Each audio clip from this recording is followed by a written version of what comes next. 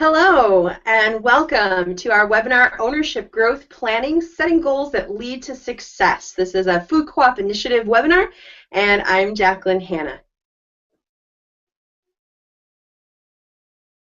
So just a little bit about Food Co-op Initiative before we get started today. We are a national nonprofit that only serves startup food co-ops all over the country. We're currently providing support and resources for over 120 communities nationwide, from Sitka, Alaska, over to Boston, Massachusetts, and down into Texas. And we have helped over 122 food co-ops get started in the last 10 years. So we exist to support startup food co-ops at all stages of development. Give us a call at any time. Our phone number is there on the screen, or email us at info@fci.coop. Sign up for our mailing list and take a look at our extensive resources. We have lots of free webinars. We have the book and guide to how to open a food co-op and much, much more on our website. And all of our support and resources are free to you. We'd like to take a quick moment to thank our sponsors that make these webinars possible: the USDA, National Cooperative Bank, National Cooperative Grocers, the Cooperative Foundation, Cooperative Fund of New England, and dozens of mature food co-ops and individuals all over the U.S. Thank you for making our work possible so we can support the future food co-ops of our country. A few quick points of housekeeping before we get started. We are recording, so we're recording this webinar today, and it will be available shortly on our Food Co-op Initiative website as well as on our YouTube channel.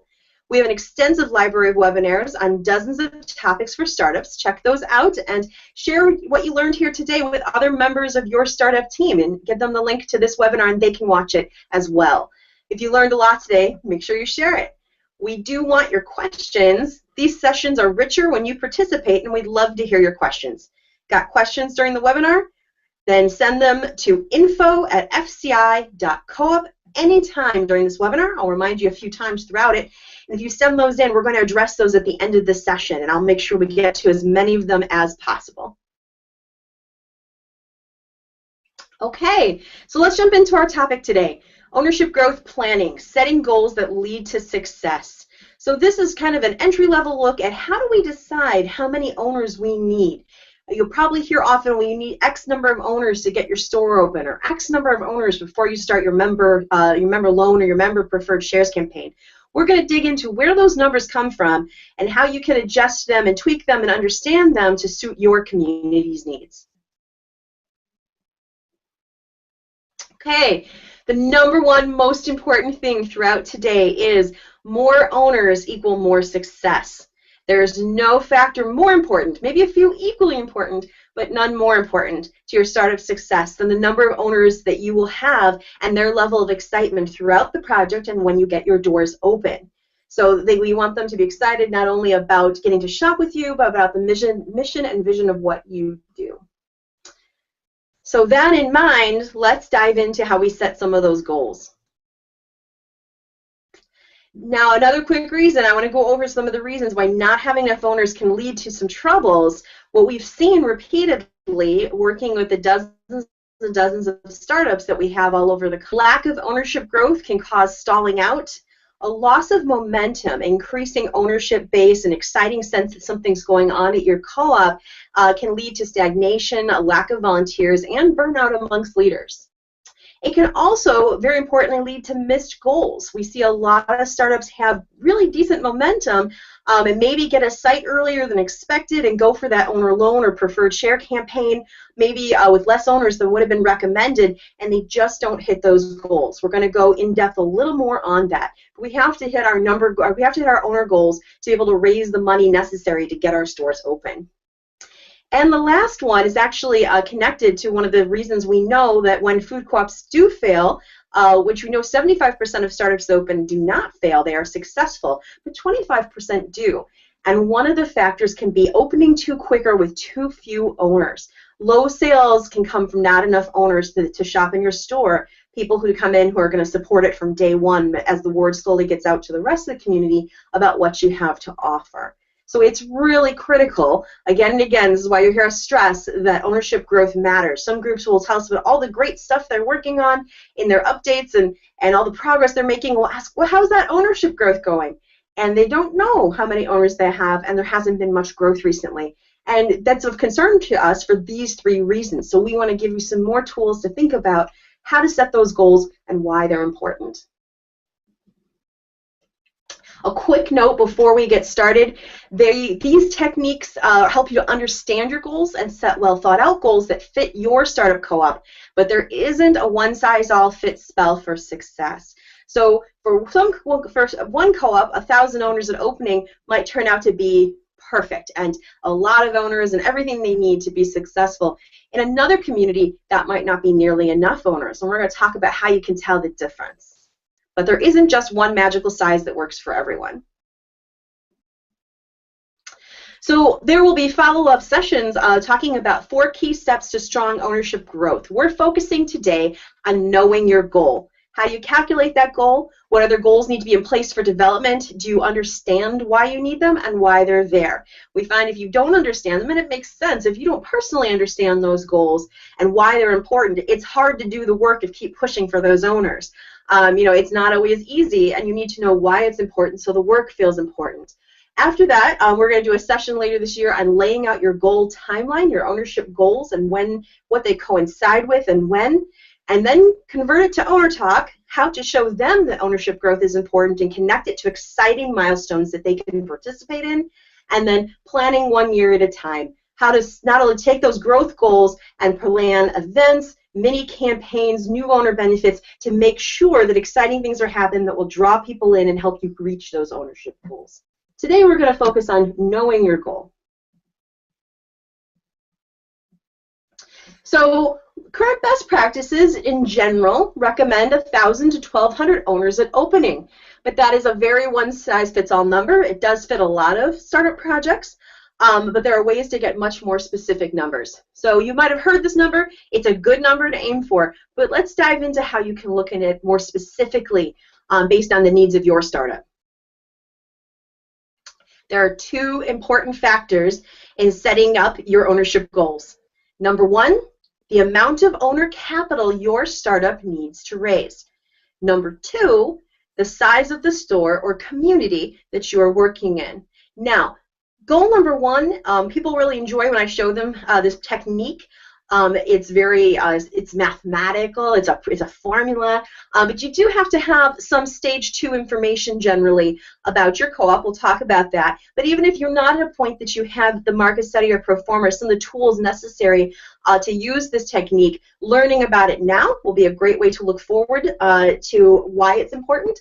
And then number 2 is a broader one that everyone can use. But we'll dive into both. But let's start with number 1, which we'll talk about. The method here to building right ownership goals for your co-op is based on the amount of owner capital to be raised. Now to do this, you're going to need an excellent pro forma. So your pro forma financials, if you don't have them already, these are your in-depth financial pro formas with sources and uses, as well as balance sheets, debt schedule. Quite often, most startups work with Bill Gessner of CDS-CC Consulting to build these, or you might have someone internally who's working on yours. But if you don't have them yet, we can help you understand why they're important and get you connected to people who can help you get them built. Our number's there on the screen, as well as our email again, info@fci.coop. Feel free to contact us, and we can talk through what they are, why they're important, and or get you connected to resources to get started on building yours. And it's really rarely too early to start learning about pro formas and how they work, because they're going to be an important part of developing your project. But let's go forward assuming you have your pro forma financials. So how much owner capital, and this will be on your pro forma and your sources and uses budget, will your startup need to raise? Now, another quick thing is if you've gone to our website, we have a template, a sources and uses template. This is meant for co-ops that don't yet have a pro forma but will have an estimate about how big they think their store is going to be. That's about all you need to actually use this template that you can fill out to give you a basic sources and uses. So check that out on our website, and you can start there to start playing with this formula I'm going to teach you to think about our ownership goal for your co-op. So something we know about raising owner capital, and that can be in the form of owner loans, Can be in the form of preferred shares, or these days in direct public offering is being done by a couple of startups. But any way you slice it, that is the piece that's considered the owner portion of capital in paying for the cost of building your store and your cooperative. On average, 20 to 25% of your owners will lend or buy preferred shares. This comes from data from dozens and dozens of startups and mature co-ops all over the nation running these projects. We see again and again that owner participation always falls between 20 and 25% of our owners at a co-op. The average investment will be $3,500 to $5,000. That's kind of the range of we see. And people will say, well, people in our community don't have a lot of money. It's going to be a lot of $1,000 loans. Well, it's all averaged together. So if you have one person doing a $20,000 loan and lots of $1,000, $2,000 loans, still your average might come in around $3,500. So this is all of those loans averaged together. Or maybe you have a couple $50,000 loans, so that average is taken up. So these is all the loans blended together. We know on average they will invest $3,500 to $5,000, and 20 to 25% of your owners will invest. And again, we've seen this in very wealthy communities as well as low as more working class communities. This is the average nationally.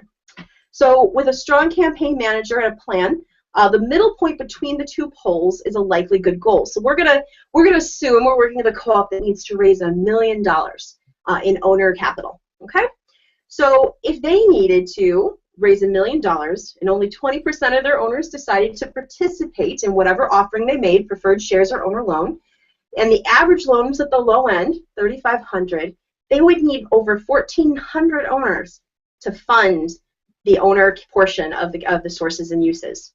Sounds kind of intimidating, right? Let's look at the best. Let's look at the best case scenario. If they needed to raise $1 million and 25% of their owners participated, and they participated at an average level of $5,000 of loan, then we only need 800 owners to fund that $1 million. So with a strong campaign manager and plan, we are comfortable saying the midpoint between the two tends to be the good aiming point.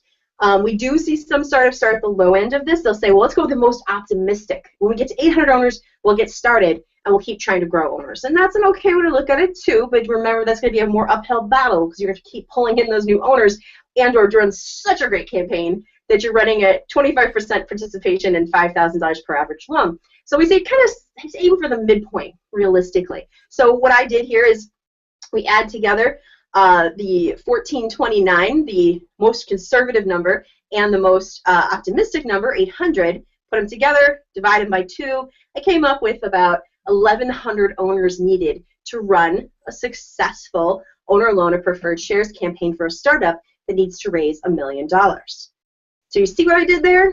All right. So we're assuming so it's $1 million. Let's go to the next slide. So then, okay, we have this number in our head. We need to raise $1 million, and we want to make sure we can hit it. So we've done the math and said we're going to go for that midpoint. We need 1,100 owners to launch our owner loan campaign. So how many owners to open your doors?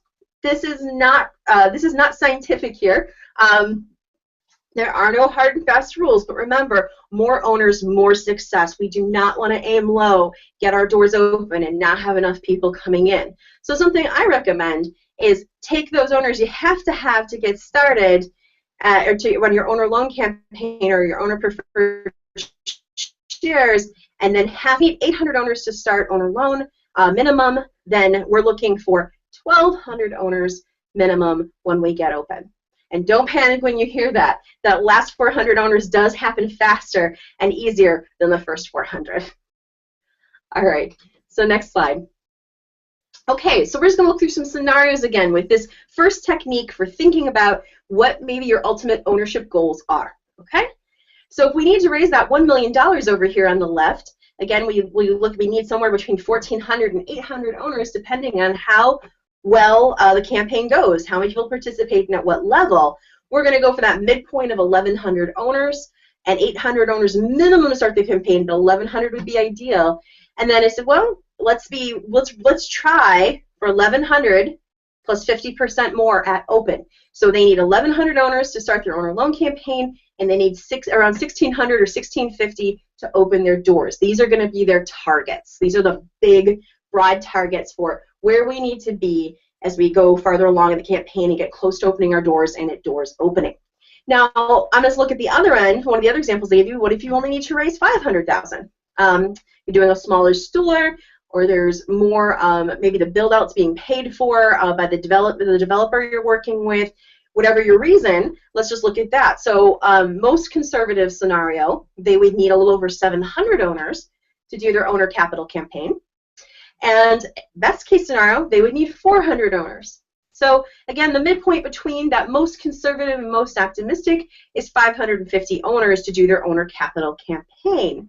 And then 50% more owners added on toward the end. By the time we open, they're looking for about 825 owners by the time they get open. Now, there's some pros and cons to this technique, which we'll look at later.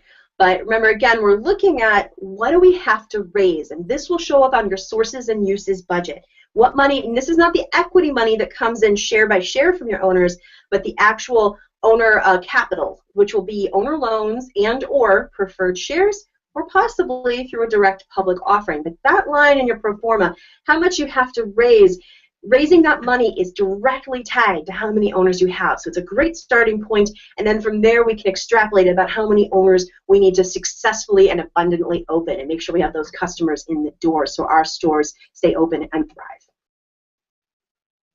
All right, so that was method number one. Let's look at method number two.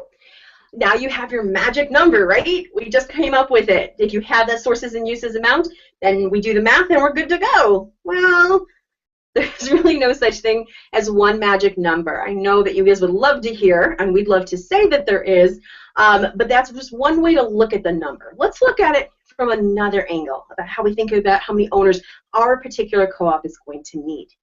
So method number two is to look at the industry best practices. So let's dive into that. After a decade of supporting food co-ops and startups, membership patterns of success have emerged. For this method, you need to look at the market study's recommended size for your store. So if you have a market study, take a look at the size that was estimated in there for your store, for your sales, and that would be the best way to start. Now, if you don't have that yet, you can look for co-ops that open existing food co-ops that are in communities very similar in size and makeup to yours. So if you're in a community of about 20,000 people and it's a college town with a small college, looking for food co-ops in similar community, just to get an idea of what kind of size might be possible, you can call and ask us and talk to us to get some estimates of what we think might be possible in your community. There's a couple ways to go about it. Or if you have a size in mind already, you can start there and see where it goes and then adjust that number, maybe our goal number, once you have a market study that recommends a size. Okay, so the best practice view looks at the idea of a 6,000 square foot total store with 4,000 square feet of retail. That is the assumed baseline size for this best practice view. And here is just for fun a photo of People's Food Co-op in Kalamazoo, Michigan, which is actually this exact size. So if you're ever interested, if you look them up on Google, there's actually it'll say see inside. When the Google information comes up on them, and you can click on that and actually take a virtual walking tour of the store if you just want to get a feel for what size store that is. So that was a little just side information for fun. So we know from historical data on startups of this size that their success or lack thereof, the following number of owners for benchmarks are recommended. And this comes from us as well as Bill Gessner, but this is something that Bill says quite often, who does a lot of pro forma work with startups and has worked with startups for years as well through CSTC, that the end of organizing stage one, your goal is to have 300 owners if you're going to have this size store. The end of stage 2A, that's your feasibility phase, where you're doing your market study, your pro forma, deciding, yes, this looks feasible, we can move forward. 500 owners is the goal. Then we have the owner capital campaign. We had been saying Bill had been saying 600 owners. We were just talking about this yesterday, and we're seeing more and more that 800 is ideal to really reach the goal, depending on how much you have to raise. But somewhere between 600 and 800 owners by the time you get to owner capital campaign, and then opening at 1,000 owners. Now this is very one size fits all. We're going to try and stretch it and shape it a little bit and see how we can look at it. And I'm going to pause real quick and say, if you're having any questions that you want answered at the end of this webinar while we're talking through all this here, email us at info@fci.coop. And Mary Stennis-Wilborn, our Outreach and Operations Coordinator, is collecting those questions for me, and is going to pass them on to me at the end of the webinar. I'm going to make sure they all get answered. So again, if you're having any questions, love to hear them, info@fci.coop. All right. So we've got this standard size. Let's say your store is going to be a little bigger or a little smaller. So what does that mean? Well, let's take a look at a milestone list for a 12,000 square foot store. So this is twice the size. As you notice, the numbers have pretty much doubled. The end of stage 1 organizing, we're looking at about 600 owners. And then you say 600 owners. Well, if somebody is opening a 12,000 square foot store, they're from a much larger community than the organization, than the co-op that is opening a 6,000 square foot store. So as the community is larger and the store is larger, we need to have more people to make each piece of the co-op project go. So at the end of stage 2 organizing, they would have 800, 2A, feasibility, they would have 800 owners. And for owner capital campaign, they would need at least 1,000 owners, probably to 1,200, depending how much they have to raise. But remember, that's not the only factor. I know we walked through that in stage 1 is a way, and it's a great way to look at what you might need in the way of ownership. Because if you can't raise the money, you can't open your doors. But maybe they don't need as much money as you would think for a project that large. They're still going to need this higher number of owners. And then opening 1,500 owners or more would be ideal. And again, if we're looking at a smaller store, end of stage 1 organizing, looking at about 200 owners, and you'll see the numbers cascade down, and maybe about 750 owners by open. Okay, so quick what if. You've done the stage 1 analysis that is based on how much money you need to raise from owners from your sources and uses budget, and then you've looked at the best practices recommended by size, and the numbers don't match. What if your stage 1 analysis and your type 2 analysis suggests you need different amounts of owners? The magic formula is to always aim for the bigger number. We don't say that to make your life tough. We say that because owners are magic. They are the magic sauce in your formula. The more owners you have, the more success you are very, very likely to have. So we're going to aim toward that higher number. Okay. So one last thing on this setting owner goals. The best magical recipe for success, again, go with the higher number. And review your results with each other, with your board, after using both of these formulas. And then review them with us, or if you're working with someone at CDSCC. But talk about, take a look at how you calculated the numbers, what your board thought of them, and then what you decide to go with, and test it. We're always going to recommend that you test these ideas and decisions you make, not because you guys aren't brilliant organizers of your own food co-ops, because you are your own best resource in many ways on your community and your co-op's needs, but because it always helps to get an outside view with a lot of experience. So when you come up with those numbers, or you're not sure, or we came up with somewhere between 800 and 1,000 to get open and we debated it because of this, again, email us, info@fci.coop, to get set up a time to talk, or give us a call, and we'll talk those through with you. Or if you're working with anyone else, any other experts who work with food co-op startups all the time, run it past them. Okay, so after we figure out how many owners, our goal. Remember I said there's 4 steps to great ownership growth. One is to know your goal and why. Now, the next piece would be skipped is we need to put those numbers to work. We lay out a timeline, because we don't just have the ownership goals of, okay, 800 to start owner loan and 1,200 to open.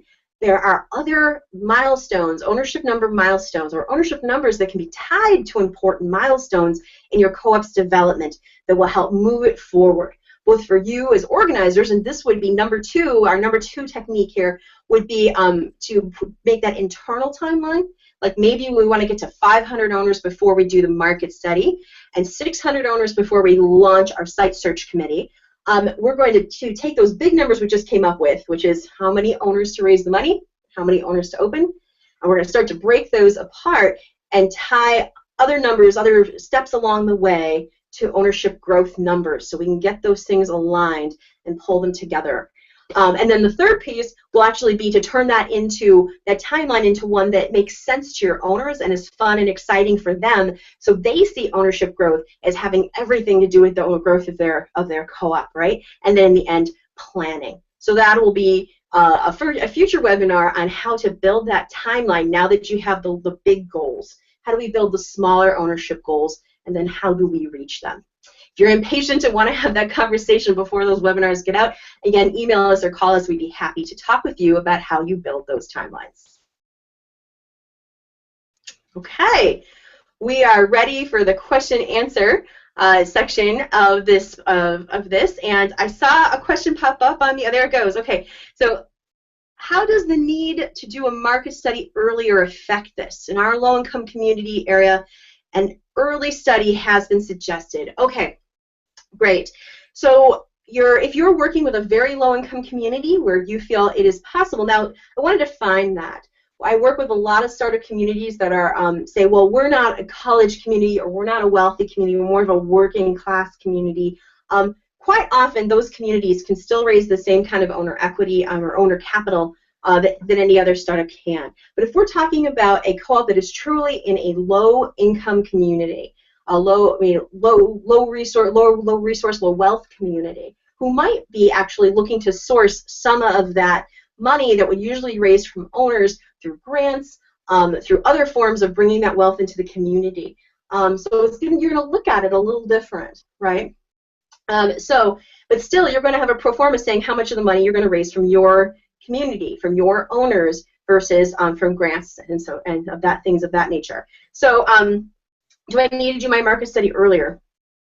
It's kind of a question for a different webinar, but there's no such thing as doing it too early, a market study. A market study is a great way to find out if it's possible to open a food co-op in your community and what kind of size. And when you can be realistic about the size and tell people what it's capable of, you can grow their vision of the grocery store and excitement for it maybe faster. The caveat to that is that market studies go stale. Once they're more than 2 years old, they're considered stale. If you get a new major competitor in your market, they're considered stale. I mean, there have been changes and adjustments to the market that make it no longer accurate. So if you purchase that market study, which is not a small amount of money, really early on, you're going to get great information. It's going to help you create these owner goals, that pro forma, understand how much money you need to raise, and the sooner you understand that, the better in many ways, except for you may have to, somewhere in your process, pay for that market study again before you've actually gotten to the point that your project's funded and being built. So that's the caveat there. But would it help? Yes, absolutely. If you had an earlier market study to get a really clear picture of how much money you need to raise in your community, what size store you're going to have, and therefore accurate owner goals. But you don't need accurate owner goals to get started. As you're first starting to sell ownership shares, a lot of co-ops don't have that information yet. They may be 100, 200 owners in. Before they have that information, 300 owners in, I can get to more precise goals. And that is okay. All right. So another question, and I hear this one a lot, is, well, it's more kind of a version of, I'm going to be honest with you, it's more of a version of, but in our community, ... And what it is what I hear is people trying to wiggle out of hitting those goals. I do know it's really difficult when you hear we need 1,200 owners. People go, well, people just aren't too engaged in our community, or you know, people are really skeptical here, and you know, $200 is, you know, they're just not going to invest $200 until we're open. Do we really have to hit those goals? Because they're going to say they're going to shop with us after we're open. That would be lovely to believe and to find out to be true, but we have seen again and again it's not true. And startups that have opened with a low number of owners in communities where they believed there was a lot of excitement for what they're doing, but people were just a little skeptical and didn't want to invest until the stores actually open in their ownership share, they have not seen that be the result. Ownership really is tied to be able to raise the money and get the people in the door. So some startups have had to go back and do another ownership drive right after opening to scramble to get those sales up, and sometimes that works, but it's definitely a risk factor. Really, in a lot of ways, developing and opening a food co-op is pretty much the work of growing ownership and investment in your vision. That's the center of your work. So No, I can't give you an okay based on your unique situation on lower ownership goals necessarily. But if you want to talk through the details of your specific situation, go ahead and call or email us. Membership versus ownership word. Is there a preferred one? So some people call them members, some people call them owners, and some people call them member owners. So since you asked me, you're going to get my bias. I think the owner word is preferred in a lot of cases because it actually describes what people are. They own the store. This is your store. You own it. You fund it. That ownership brings a lot of pride, but membership was the preferred word for many decades in food co-ops. It started to shift actually when the popularity of things like Costco and Sam's Club came up because membership started to mean passive participation, the right to shop. So some people moved over to owner, and we have some that have hybridized it, member-owner. Only you can decide what really is going to play best in your community, but I strongly recommend filling out the word owner instead of member. I think it's much more empowering. All right. Okay, well, let's, I think that's the end of our questions for today. This is quick, short, and sweet, but it's important core stuff. And we can move on to timelining next time we get together and talk about how to take those goals you developed from there and build them into a timeline. Make sure you actually work through both possible ways of looking at your ownership goal numbers and then discuss the results as a board. And as a board or a steering committee, agree on set targets together. That said, your goals can evolve and change as, of course, your assumptions about the size of your store and your pro forma might change as the project moves forward. So we want to set goals and put that line in the sand, but it is sand and it can move. But make that decision together as a board and understand why you've made the decision about those goals. Today's slides will be available at Food Co-op Initiative, or are actually at foodcoopinitiative.coop/slides if you'd like to get those and look at them more in depth or share them with someone else. This whole webinar will be up on YouTube later today on Food Co-op Initiative's YouTube page. We've got coming up by popular demand Owner Capital Campaigns 201 and 202. Both of these will be talking with Katie Novak, the Owner Loan Campaign Manager at Green Top Grocery in Bloomington, Illinois. This is a startup that just raised the highest amount ever by a food co-op, a startup of $1.3 million in owner loans. She already did a webinar with us that you can find on our website and on our YouTube page about that campaign, how they ran it, and why they were successful. But because of so much interest and so many calls to Katie about what they did to be so successful, she has graciously agreed to do a more in-depth nitty-gritty look for people who are actually going to run campaigns. Not for boards who are talking about how to set them up, but if you're really going to be in there campaign managing, running that campaign, the nitty-gritty details of what she did to set them up for success. And she's actually breaking into 2 sessions. There's so much information. So 201's coming up at the end of August, and then she'll be back in September with us. Thanks so much for coming to our webinar today and participating. Again, if you ever have questions, our resources and our support are free. Give us an email at info@fci.coop or give us a call. Thanks so much. Have a great day.